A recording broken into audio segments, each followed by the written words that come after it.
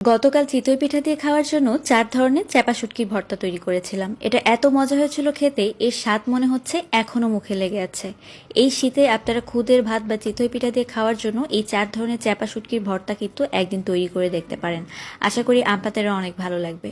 তো প্রথমে এখানে মোটা করে কেটে রাখা পেঁয়াজ, তার সাথে রসুন এবং দিয়ে দিলাম 3টা চ্যাপা শুটকি। এগুলোকে প্রথমে ভালো করে ভেজে তারপর তুলে নিব। আর ওইদিকে আমি শুকনা মরিচ একটু পানির মধ্যে ভিজিয়ে রেখেছি লাল ভর্তা তৈরি করার জন্য। তো এখন আমি আরেকটা ভর্তা তৈরির জন্য প্রিপারেশন নিচ্ছি। আর তার জন্য এখানে শুকনা মরিচ আর কাঁচা মরিচ প্রথমে ভেজে নিয়ে তারপর আমি এখানে দিয়ে দিচ্ছি 3টা চ্যাপা শুটকি। আর চ্যাপা শুটকি দেওয়ার পরে এগুলোকে খুব ভালো করে ভেজে নিতে হবে, যেন শুটকিটা একদম ভাজা ভাজা হয়ে যায় আর পেঁয়াজ রসুনটাও নরম হয়ে যায়। তো এগুলো ভাজা হয়ে গেলে আমি তুলে নিচ্ছি। তো 2 নম্বর ভর্তার জন্য সবকিছু রেডি। এখন 3 নম্বর যে ভর্তাটা করব তার জন্য কাঁচামরিচ নিয়ে নিলাম। তেল ছাড়া এগুলোকে কিন্তু একদম শুকনো খোলাতে টেলে নিতে হবে, একদম নরম করে। তো কাঁচামরিচটা ভাজা হয়ে গিয়েছে, এগুলোকে আমি তুলে নিয়ে এখন একটু তেল দিয়ে দিব। আর তেল দেওয়ার পরে দিয়ে দিব এখানে খুব অল্প পরিমাণে পেঁয়াজ রসুন, তার সাথে 3টা চ্যাপা শুটকি। এগুলোকেও কিন্তু খুব ভালো করে ভেজে নিতে হবে। আর আমি এখানে লবণ দিচ্ছি না, লবণটা আমি পরে ব্যবহার করব। তো এগুলোও ভাজা হয়ে গিয়েছে, আমি তুলে নিলাম। আর এখন তেলের মধ্যে দিয়ে দিচ্ছি কাঁচামরিচ, তার সাথে পেঁয়াজ রসুন এবং চ্যাপা শুটকি 3টার মতো। সবকিছুকে একত্রে খুব ভালোভাবে ভেজে নিতে হবে। এটা হচ্ছে আমি আরেকটা মরিচের ভর্তা তৈরি করব। আর অবশ্যই কিন্তু এখানে দিয়ে দিব 1 মুঠ পরিমাণে ধনিয়া পাতা। ধনিয়া পাতাটাকে কিন্তু একদম লাস্টে দিয়ে হালকা করে ভেজে নিতে হবে। ধনিয়া পাতা দেওয়ার পর বেশিক্ষণ আর ভাজার দরকার নেই, একটু নরম হয়ে আসলেই হবে।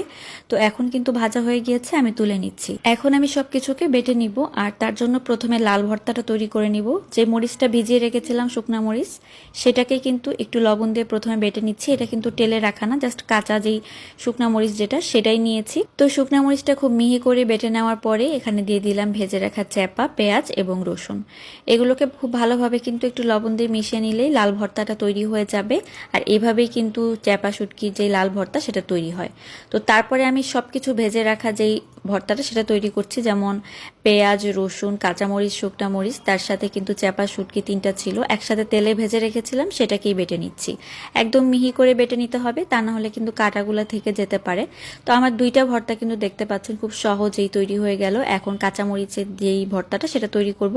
এটা কিন্তু সবকিছু ভাজা ছিল, শুধু কাঁচামরিচটা কিন্তু শুকনো খোলায় তেল ছাড়া টেলে নেওয়া হয়েছিল। আর বাকি যে পেঁয়াজ রসুন এবং চ্যাপা সেগুলোকে কিন্তু ভেজে রাখা হয়েছিল। তো সবকিছুকে একত্রে খুব ভালোভাবে আমি ভেজে নিয়েছি।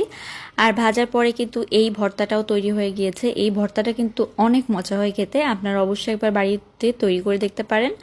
তো এখন আমি যেই ধনিয়া পাতা তার সাথে সবকিছু ভেজে রেখেছিলাম সেটাকে নিয়ে নিলাম। আর এই ভর্তাটা, এটা সুঘ্রাণে তো পুরা একদম ঘর মমো করছিল, মানে এত সুন্দর একটা সুঘ্রাণ বের হচ্ছিল। এই ভর্তাটা বিশেষ করে চিতই পিঠা দিয়ে ভালো লাগে। তো আমি যে 4টা ভর্তা তৈরি করে দেখাচ্ছি, এই ভর্তার স্বাদ কিন্তু একটার সাথে আরেকটা মিলবে না, সম্পূর্ণ আলাদা 4 ধরনের ভর্তা। কিন্তু দেখতে পাচ্ছেন খুব সহজেই কিন্তু তৈরি করে নিয়েছি। তো আশা করি এই 4 ধরনের ভর্তা আপনাদের অনেক ভালো লেগেছে। সবাই ভালো থাকবেন। আল্লাহ হাফেজ।